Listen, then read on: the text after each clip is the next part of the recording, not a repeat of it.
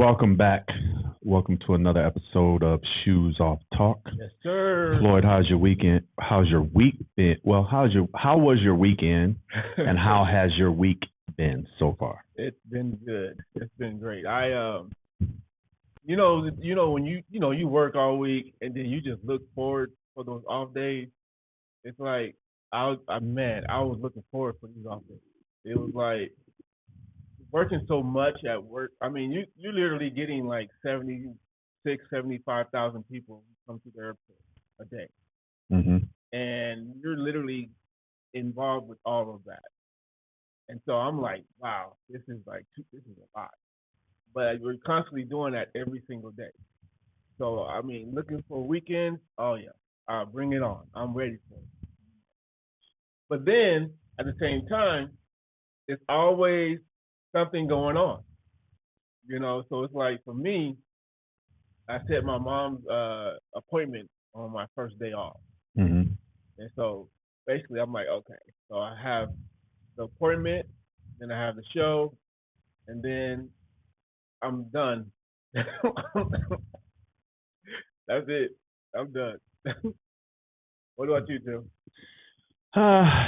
My weekend. I always keep my weekend kind of relaxing. I try not to commit myself to too much on a weekend because during the week I'm so committed to so many different things.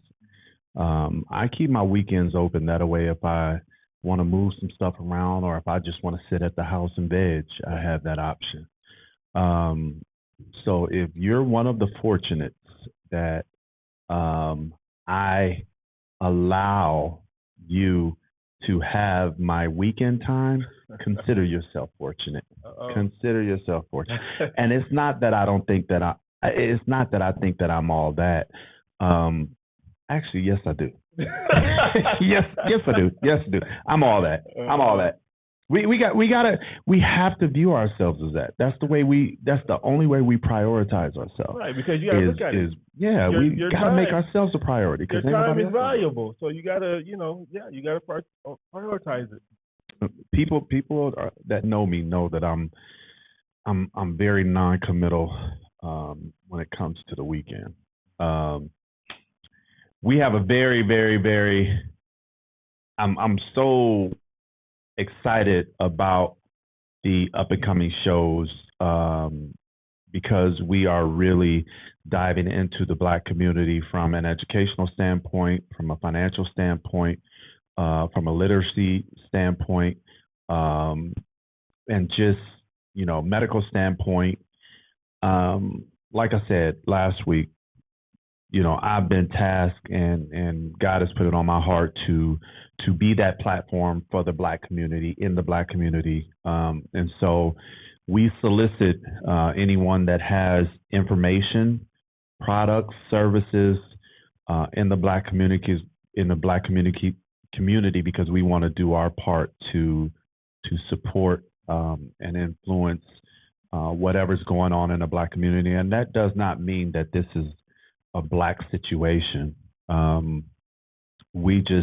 There's more of a need in the Black community, especially with today's times where they are wiping out our history, really and truly trying to wipe out, the Black community as a whole. And I've said this time and time again, when we realize how much power we have, we there will be there's nothing that we can't do. And Right. What's crazy is everybody outside of the Black community understands the power that we have.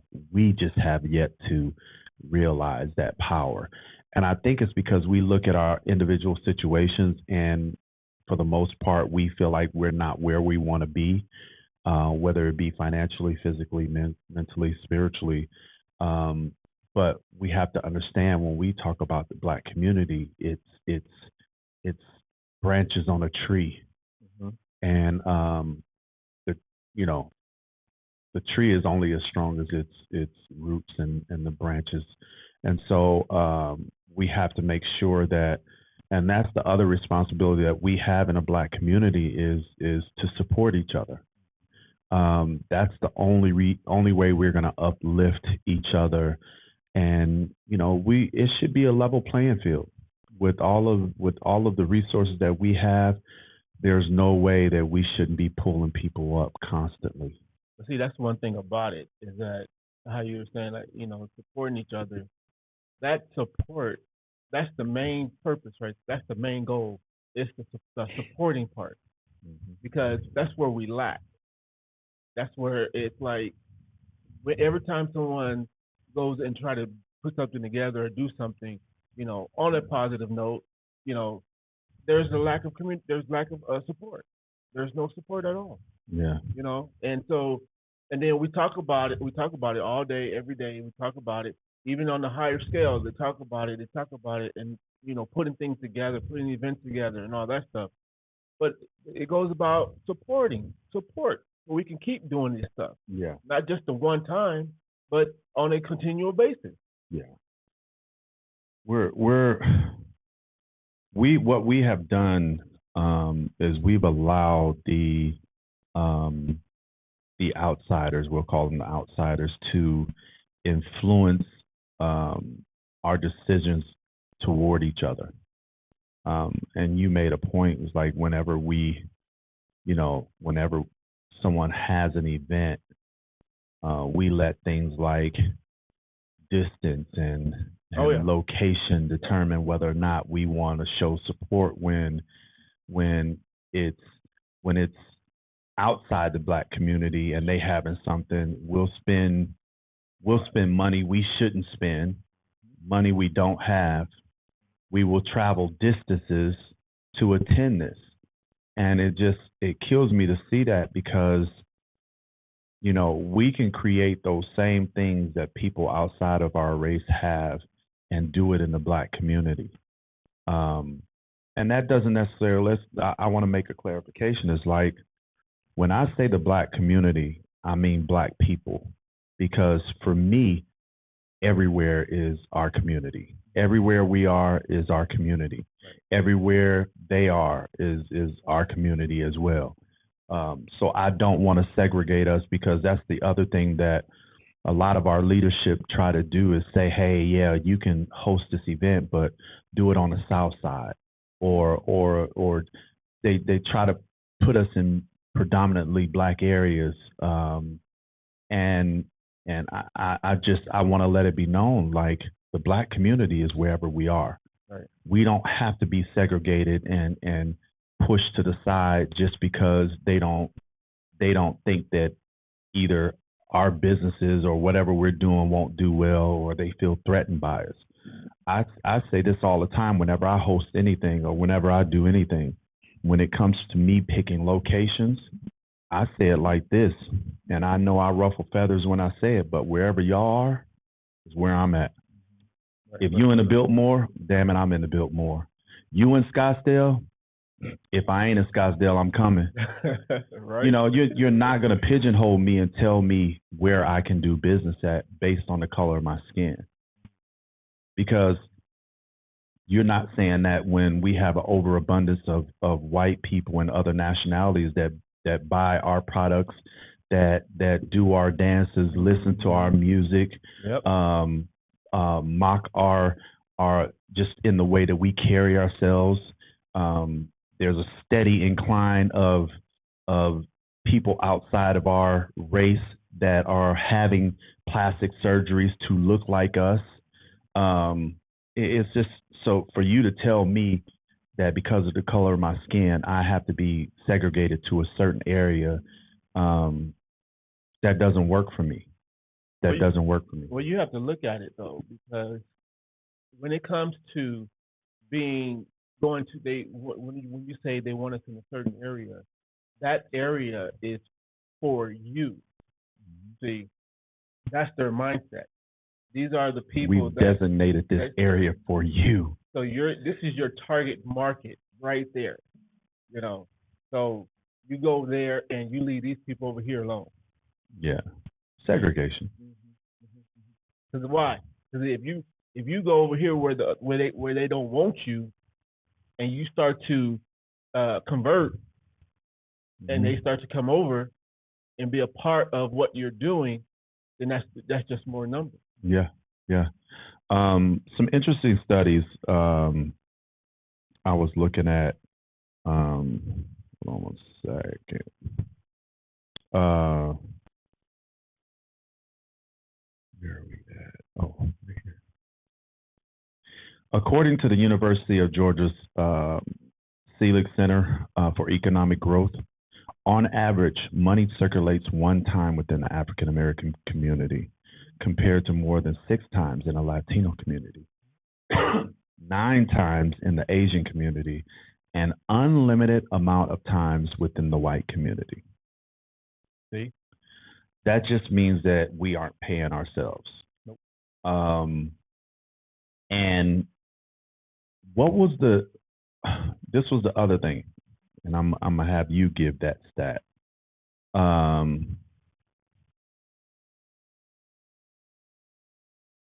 Our buying power. Oh. Mm-hmm. Floyd, tell us what our annual buying power is. Right, so what that amount is. This is crazy to me. See, our annual buying power is 1.6 trillion. 1.6 trillion. Now, mind you, out of 1.6 trillion, only 2% of that is in the Black community. 2, which is. Do you realize if we got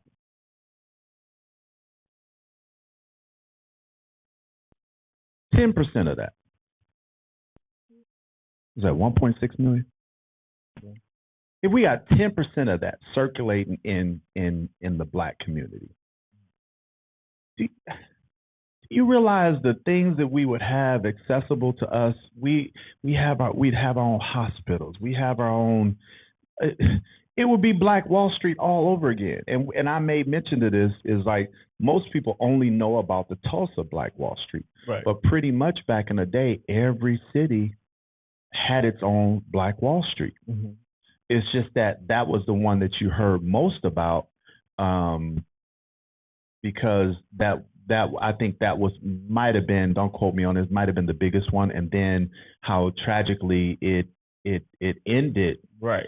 Is I think what gives it, more notoriety than how everything proceeds and all that. Yeah. But $1.6 trillion annually of buying power that we have, and we are asking for a seat at the table from other ethnicities and races. That's crazy. It is. That is crazy to me when you think about that number. Well, you got to look at it too, because with that number at hand, the bulk of that, if we just had the bulk of it circulating within the Black community, not only you have banks, not only you have big top hedge funds, all of that, not only you will have all that circulating within the Black community, you're talking about a seat at the table. You'll be wanting, the people be wanting to come to your table.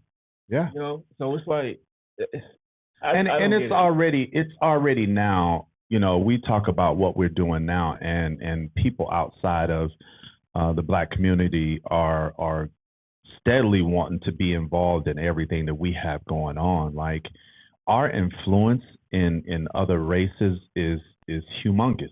Yeah. Because they understand, and that's I can't wait for us to catch up, because all the other races understand the power and authority that we have, and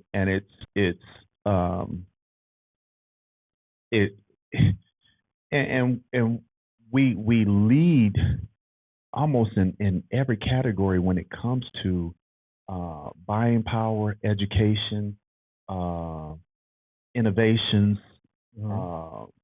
leadership.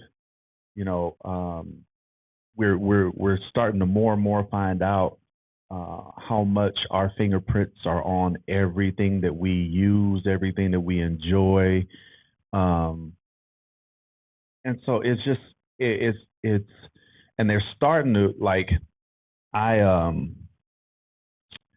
uh speaking of education it was some alarming statistics that I saw when it comes to education. Um, the black community holds the highest number of PhDs and doctoral degrees. Mm-hmm. And the of the black community,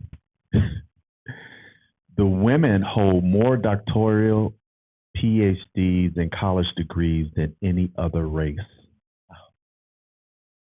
See, that's what I mean. That is crazy to me. Oh. Black women, I'm gonna repeat this, holds the highest number of PhDs, doctoral degrees, in college education, not just of black males, of any other race. Yep. Man, black women. Yeah, give them applause for that. Give them applause for women. that. So black women, we need you to do more. We need you to step up, highlight it, put it out there, make it known that what you have of that a great accomplishment has not been in vain. We as black men, we have to do more. It is. I think it's more of us supporting our black women than it is the women needing to highlight themselves, because they've done the heavy lifting.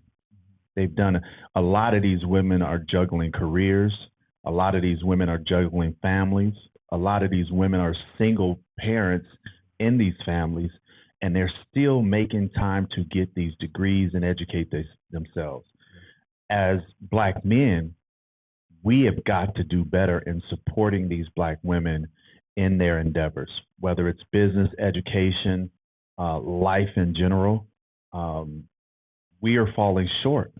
And I think the reason why we're falling short is we are losing the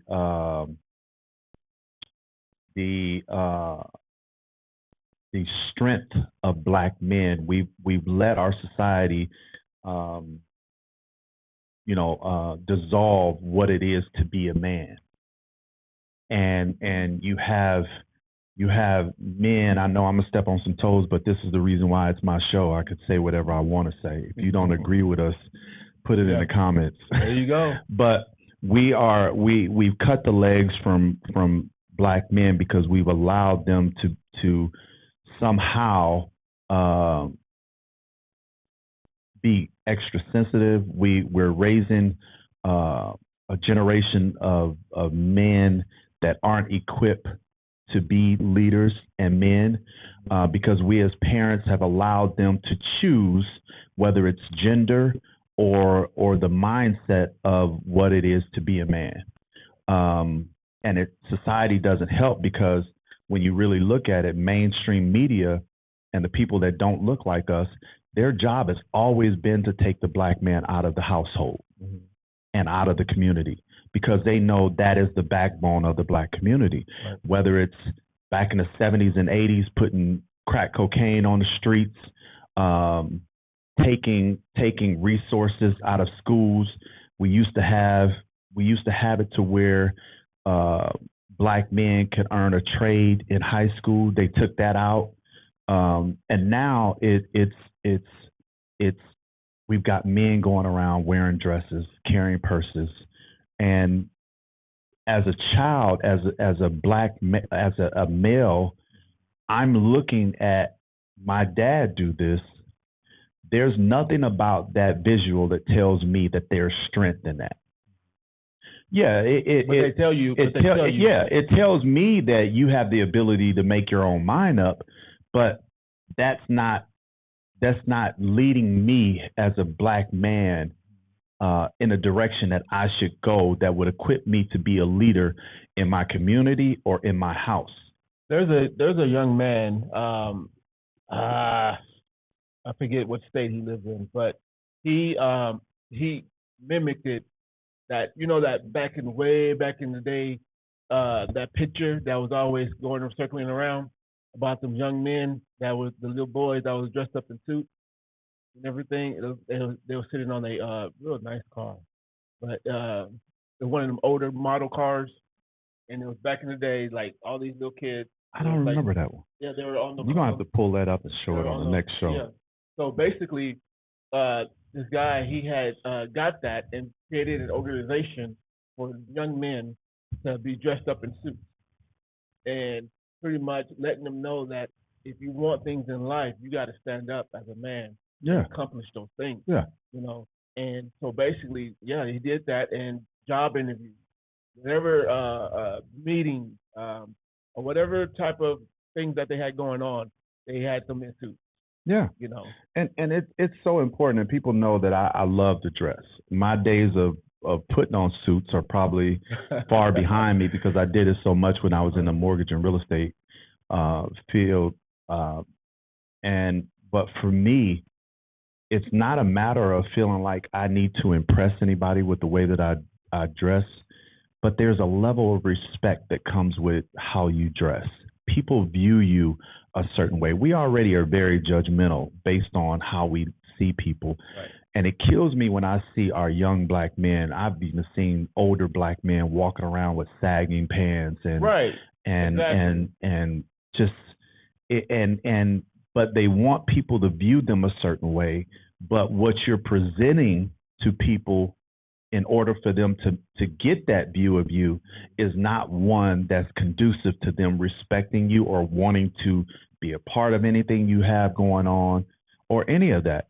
And so my sons will tell you, I don't care what y'all do away from me. Don't come around me with your pants sagging. And for the most part, my sons don't do that, but they used to, and they tell you, I get on them. We don't do that. Right. We don't do that. Exactly. We gonna carry ourselves like men. You know, I want to speak a little bit more about the financial going into the bank. You know how we as black people will go and we'll say, you know what, I want to do this job, I want to create this service, I want to create this business, I want to create, but then we say, oh, I don't have any money for it, to get it going. So what do? We go to a bank, we go in there, we get a loan, business loan, right? Well, we try to get a business loan, and they say, well, no, we can't help you. Then you have let's say you do have like $5,000 or $10,000 in the bank savings, right? And then you have your business plans ironed out straight, and pretty much you have your I's dotted, T's crossed. And then you go into this bank and they tell you they can't help you. Okay. So it's like, well, but then this other person comes in that is not of you, that is not the same color, goes in there with just a signature. It just could be a signature, and they'll get it. But you got to understand that that's the programming. That has been the way it has been for us. Is credit? Credit. People don't understand. Credit agencies aren't a real thing. They're not a government funded entity at all. They're basically contracted agencies that have been given the task of trying to keep track of your spending and your ability to pay. They're not real agencies, but they've been set up to give you this facade that your worth and your value is based on a credit score. And it's just another way that they have figured out for them to make the determination whether or not we're good enough to have something. Mm-hmm. Because any other country that I've ever been to, Thailand, the most recent, they don't do credit. They don't do applications. Like if you want a house, you go to the real estate agent and say, hey, I want this house. They ask you for documents to prove that you have the income and the ability to pay. That's it. And they get your information. If you want to lease an apartment, they ask you for first month's, last month's, and security deposit, which is all the equivalent of all three. And you can move in that same day. Same thing with a car. You go to the dealership, I want this car. You either put money down, and the money that you put down actually goes toward taking off the price of the vehicle. other than what we do here. Right? And then they come up with a payment, and all they need to do is see that you can afford that payment, and that's it. We are the only one that has this credit system that is designed to be able to pick and choose who they want to have things, and that's the way it's all designed. And not until I see my guy A Hall on here. What's up, Femo? I love to get him on here as well because he's done a lot of stuff in the Black community. He's a mover and shaker. And so I need to get you on here, bro. But the system is designed to keep us out. And then once you get in, they figured out ways how to get you back out if you're not careful. Yeah. And what they do is they give you all of this. You get in there, you get the 700 credit score, you get the 800 credit score. They give you buying power. It's like, oh, I can get this car and they know us. We like the next shiny thing. We're like, okay, y'all, let's give him this. Raise his credit score. Let's get him this. He's 9 times out of 10, he's gonna buy something he really can't afford. Right. We're gonna ding his credit. Then he gonna pay us this insubordinate amount of money to get his credit score back, and he's gonna do it again and again and again. He'll eventually file bankruptcy, and he'll pay us, and then we'll reestablish his credit for him to keep this vicious cycle over and over and over again. And it sucks is because they figured us out. They figured us out. And those of us that have had mentors and have been giving the information of financial literacy, we understand that. But to take it a step further is I want to take that financial literacy information and have it applied not being in the U.S. Just think, in Thailand, and I'm just using that as an example because that was my most recent trip. I've traveled all over the world. If you can make $4,000 to $5,000 in Thailand, that is the equivalent of you probably making $11,000 a month in the U.S. And we're not just talking Thailand, we're talking Africa. There's a bunch of countries where your dollar goes so much further than here. And it's like and the other reason why it's designed like that is that they can keep us on that hamster wheel to where we're killing ourselves working 60, 70 hours a week to never get ahead. But it's, like you said, it's designed. That's the way it's designed. Oh yeah. Because oh yeah. One thing about it, if we were to actually be consumers of Black businesses in and out every day of the week, then we can actually make a change.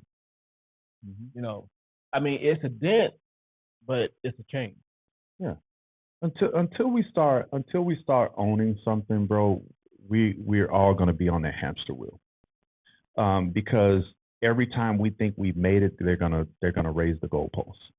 Oh yeah. They're gonna raise the goalposts. And that's why it's so important for us to own things. And I'm not talking homes is probably the biggest fallacy of what it means to be successful home ownership. Because the thing about home ownership, and I say that from someone that was in the mortgage industry for 20 plus years, you will never own your home. Right. Your home can actually be a money pit for you. Not saying that there's no good home investments. There is, but the majority of people in the Black community will buy homes that they can't afford. Why? Because one thing about it is that you always gonna go that. It's always gonna. Well, I'm not saying it always, but as long as I've been knowing this information about Black couples or black person going and buying a home, but then they're like not giving them the actual price that it is. So basically, it's like, okay, I want to buy this home, and it's okay. Well, I'm gonna charge you 500,000. Okay, but then when a white person or somebody go in and get that home, they want to buy that home. Oh, I'm gonna charge you 300,000. Well, it's not so much in the price; it's more in the interest rate. And a lot of financial institutions have gotten in trouble because they have they've been found after doing audits that they're charging blacks a higher interest rates than they charge the same qualified whites. And so a lot of them have had penalties and fines levied against them. They still have horrible business practices. And the reason why I said home ownership is not as great as people think it is because you will never own your home. You will never own your home. And as much as we don't believe, interest rates are not controlled by who you have in office. Your interest rates are controlled by what's going on in the world, and they have the ability to change those at any time. And that's why I say it's like once you feel like you're getting ahead, then all of a sudden the goalpost moves. And between property taxes, between HOA, between all of these little things that will never that will cause you to never own your own home. Right, because look at it. Even if you buy your home, right?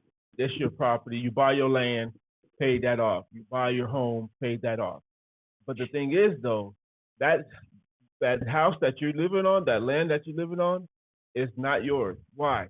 Because HOA or some type of service that community has that says, okay, they're responsible to make sure that you keep your property. And say if you don't, they're gonna send you a letter one time, 2 times, 3 times, you're out.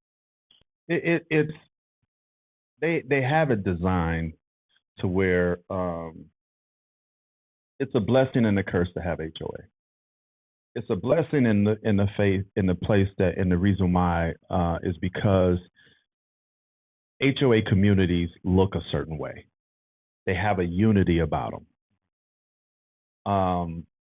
You go into a community that doesn't have HOA, you'll have a red house over here, a pink house over here, a green house over here.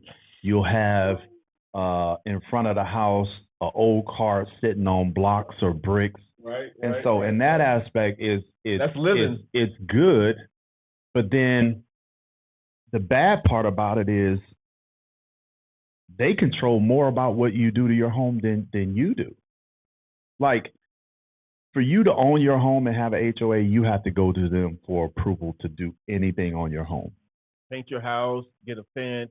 Oh my God! Like, your bro, to change your garage door, to change the door on the front door, to you have to have a certain amount of plants in your yard. Like it's just it's so crazy how we think we have all of this freedom. Like it's just crazy to me that we consider this to be the land of the free. And mind you, I'm not talking about the people that have money to where they can just go buy their house outright. My advice, like if you're really looking and you want ownership, go buy some land. We was just talking about that before we came on. Is go purchase your land. And what I would love to do is to purchase 5 or 6 acres and just build family houses all on there. And create a Yellowstone. I mean, you like look what T.I. and Tiny, how they bought that affordable home in their community over there, and so it was like when people do stuff like that, it's great because why? because you're helping your community, keeping people off the street, you know, and because look at it, people cannot afford the rent and the mortgages that these people have set upon. Mm-hmm. So by just putting out affordable homes that they can actually afford, because look at it, days and times, affordable homes are not really affordable. No, it's like buying.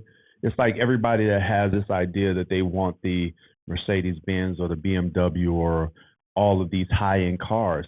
It's like, yeah, you can afford the payment on it, but what happens when you need an oil change? An oil change on a high end BMW is $500. You know what I'm saying? I want me like a BMW. just the up, and that's the part we don't think about is we don't think about the upkeep. What happens when your warranty goes out in your home and you don't buy an extended warranty or an additional warranty and your plumbing goes out? You're looking at thousands of dollars. Right. And that's all a part that a lot of people don't think about when they talk about home ownership, is they don't think about the what ifs and other than the mortgage payment and insurance on the home. What about the other things? Yeah, if you buy a new build, yeah, you're probably going to be worry free for the first 3 or 4 years. Yeah. You're probably going to be worry free. But if you spend any amount of time in that home, you're going to have something that quits, that breaks down, that I think my first 2 years in my home, the AC went out. Mm.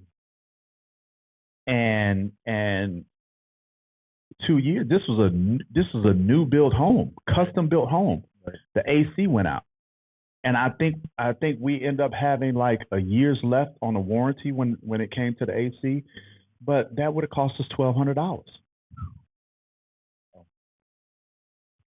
You know what I'm saying? And so that's the stuff that we don't think about. But I want to get back to keeping the black dollar in the black community, and when we say that, what we mean by that is consumers prioritizing spending with Black-owned businesses and investing in the Black community to build wealth and economic power.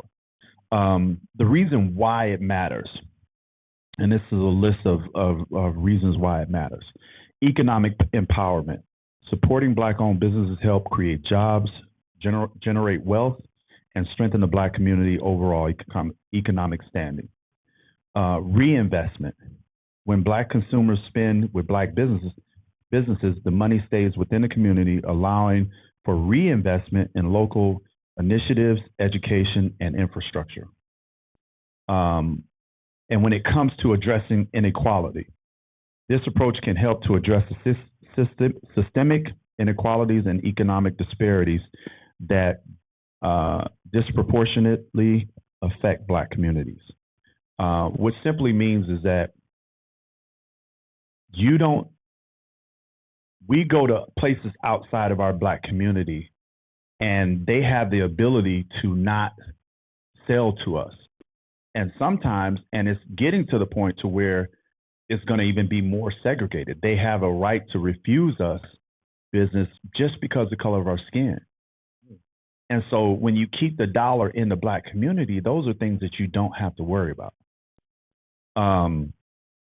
Increase financial literacy. Encouraging financial literacy and responsible spending habits can help Black consumers make informed decisions and build long-term financial security. And what that means is if I have a Black-owned auto car lot, and you go buy, as a Black person in the Black community, you go buy from a Black-owned auto dealer, now they are more apt to give you the small print information that you don't get from other dealerships that get you caught up in things. More stuff is out on the table because now it's I'm selling to you, so I'm gonna give you the information and all the fine print that's at the bottom. Everything will be more above board than it would be if you were buying outside of the Black community. And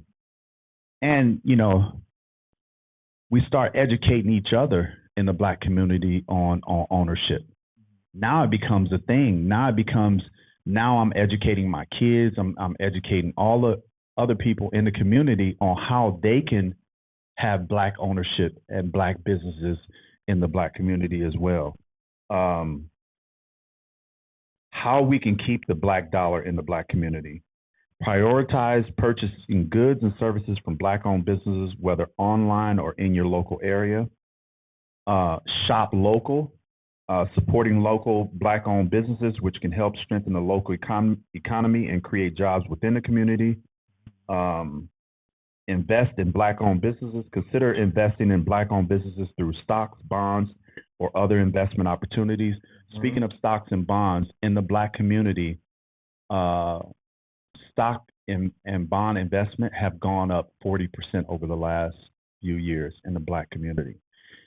My concern is, and my question is, what percentage of that 40% is investing in Black-owned businesses? So we're going to find that out later, and we'll come back on another. The other one is advocate for change, support policies and initiatives that promote economic inclusion and opportunity for Black entrepreneurs and professionals. Simply what that's saying is you need to be more involved in your local elections, become more educated about your local elections and the things that affect Black communities. All of these politicians have so many different initiatives. We need to start voting more on the initiatives that affect the Black community. And with the Black support, now you start having outside money that may have been delegated to something else. Now it's being funneled into the Black community. So that's why your local elections are more important than your national elections when it comes to like voting. And you don't really see a big push like we do when it comes to electing, the president. But that's where it starts. It starts with your local government, your local entities. Well, Tim, I say my opinion about it is it starts where the education system, because if they're not educated on all of that, then they don't really care about all of it. They don't know the importance of what it means. Stop it. You went into my next one. You looking at what I'm looking at, no, you jerk. No, I'm not. You know that was my next one. It's only obvious, Yes, like, that was the next one. It's like how we are as a people. It's like if we're not educated enough, then we're not gonna care about anything. That was the very next one.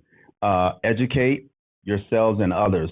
Learn about the importance of keeping the Black dollar in the Black community and share this knowledge with your network. That should always be a conversation within the Black community.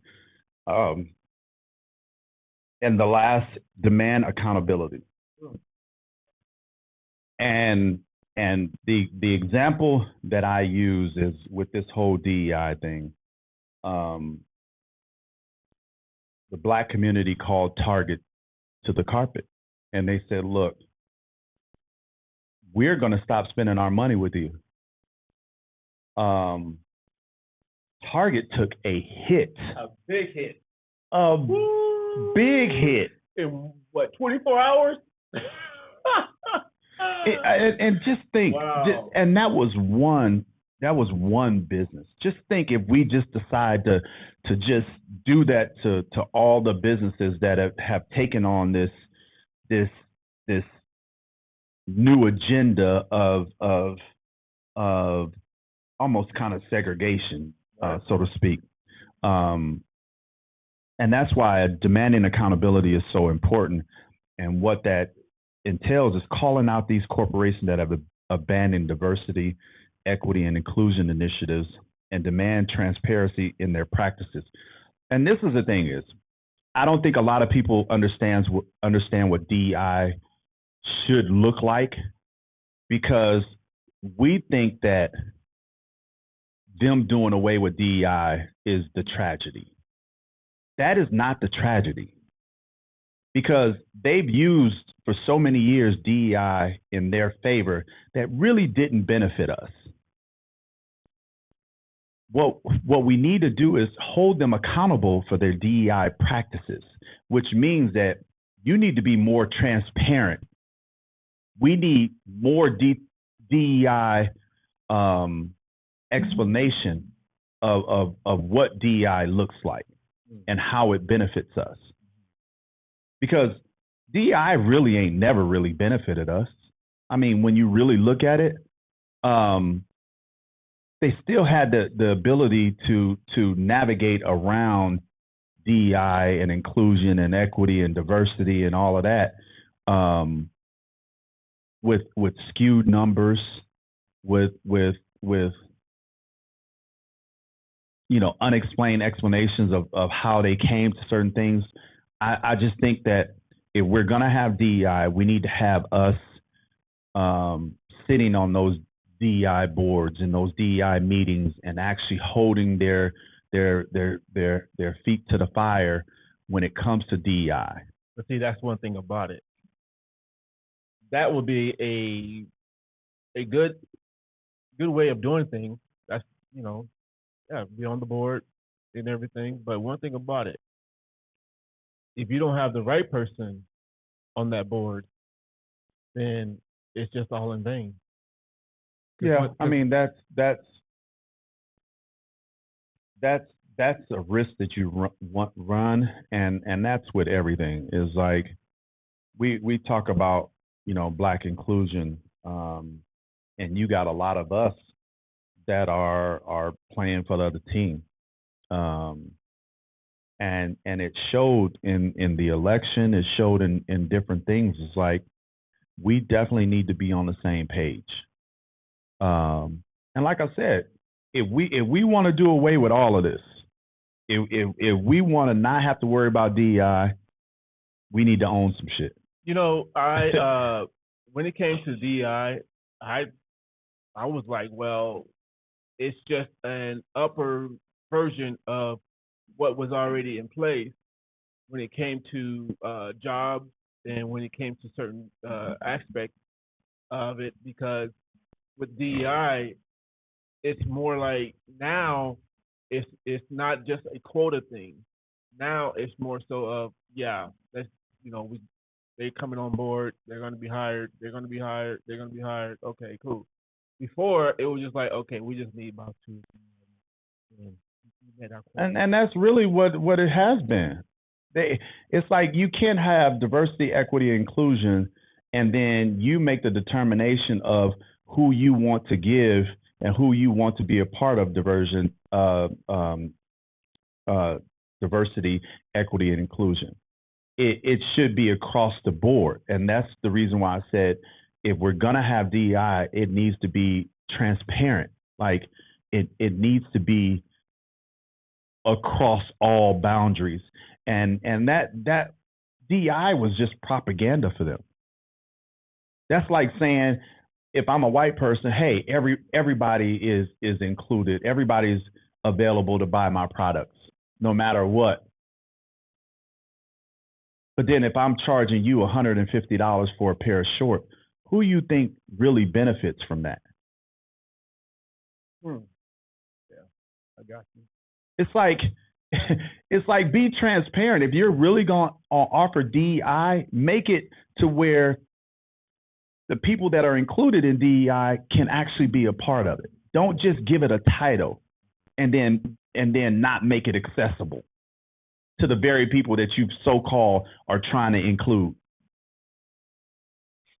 So and that's the reason why I was like, we need to have us on those boards and us helping, with the DEI. But like I said, I don't care about DEI. I want us to get out and own some stuff. Have us own the Target. Have us own our own Target. We don't even have to call it Target. Call it something else.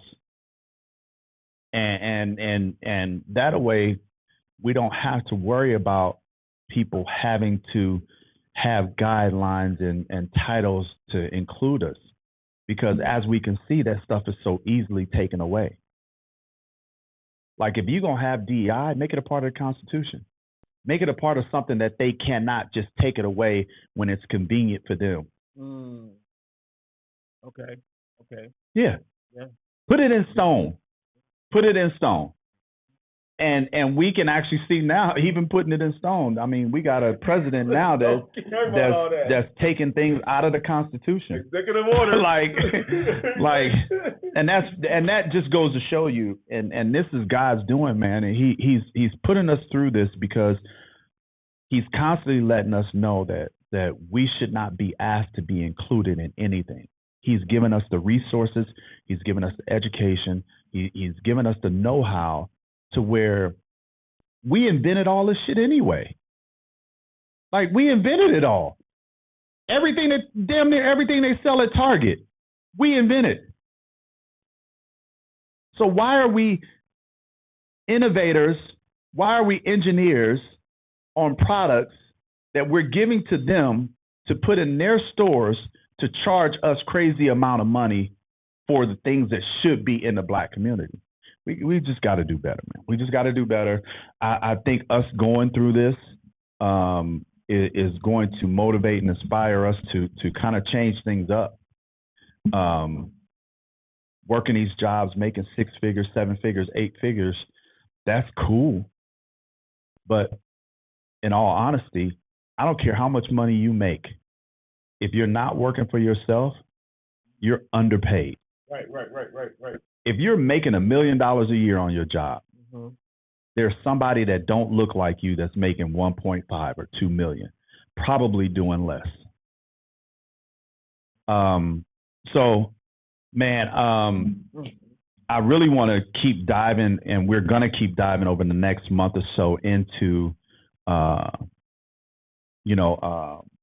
the Black community, education, literacy, the whole nine. And so if any of you guys have educators out there as it pertains to Black history, please send them our way. Send us information. The next segment we're going to do, I want to do that, the Black women empower will be the next section. So we did, a couple years ago, we did something similar to that, to where we had a panel of that was the relationship thing. Right. Getting the woman's perspective on the relationship. But we want to do really a woman's empowerment. And what I want to be able to do is turn the show over to a subject matter expert and have her lead the show and get a panel of it doesn't have to be all Black women. It needs to be women. I want the majority of it to be Black women, and it can all be Black women, but I don't want to feel like, because I always say this, yes, we are a priority. The Black community is a priority for me, but I feel like involvement from other races pouring into the Black community, investing in the Black community, being a part of the Black community, what that does is educate other ethnicities about the Black community. And I think that's where a lot of systemic stuff comes from, is that it's the lack of education. And I can say that about all races across the board. I say this is if we took the time to understand people's cultures and why they do the things that they do, we wouldn't be as judgmental. We would understand them instead of being offended about their culture and what they do. It just would lend to a greater understanding. And I'm gonna say this, and then we'll close out the show. Is like, I understood that when I went to Thailand. When I went to Thailand, there are so many different cultures in Thailand. There's Russian, German, African, Brazilian. There's so many different cultures there. And I'm telling you, it was, not knowing the culture, it could be tough interacting with other cultures, for the simple reason is, like, when you talk about Russian people or German people, they're very stoic people. They don't, like, we like when we say something funny, we kind of lead it with a smile, and then we will have a punchline where we're laughing. They're very stoic people. They'll say something and keep a straight face, and you're like, is he serious? But as you get around them, you understand that they don't have the same sense of humor that we have. They're very forward people. They say what's on their mind. They don't know how to sugarcoat things. And if you're not versed in their culture, you'll get offended by it. Same thing with the Thai culture.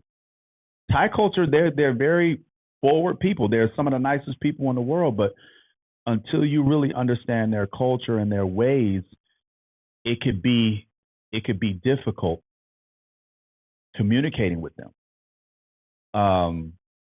And so that's why I don't ever want to close off anything to other cultures to learn about our culture. I would rather us teach other nationalities and races about our culture than have somebody that's not versed in the Black culture, because as you can tell, they're still in our Black culture. They're doing away with our Black history, and they're changing the narrative.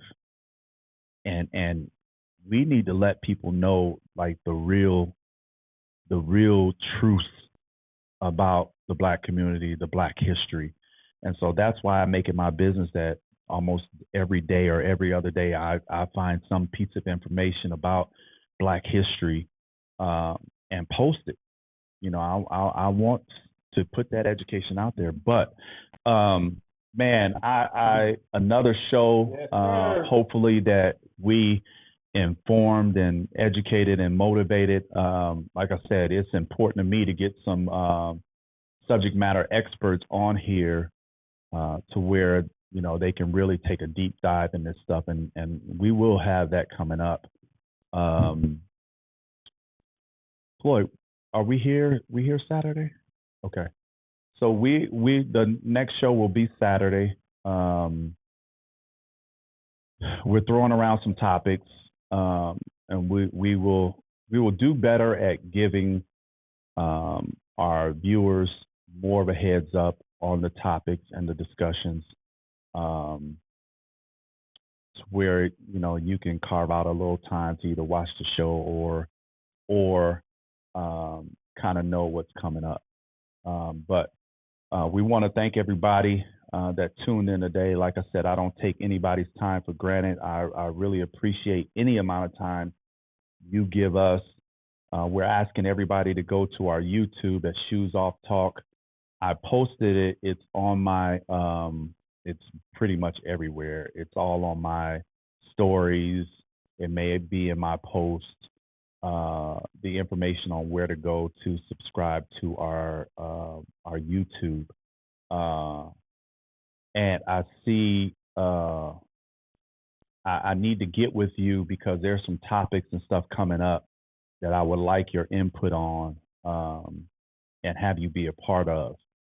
And so reach out to me, send me your information. I know I probably can get in contact with you through social media but I know you big time now. And so I don't know if you have somebody monitoring your social media or what, but I need a direct contact. But we're going to have some roundtables, my Black men. We're going to have a roundtable. We're going to talk about, Black men in the community, women. We're going to have you sit down and do a women's empowerment. And we just really going to dive into this thing, man. They can steal and hide as much as they want to of our culture and our history. But we're going to pull the covers back. We're going to pull the covers back on it. And I ask that anybody that has a platform to do the same. Our voices are going to be heard. They cannot muffle us. We played too much of a part in not just the Black history, but just world history, for us to be just abolished like that. We're not going to stand by and allow that to happen. But I appreciate you guys tuning in, and how we end all shows. Love, peace, and soul.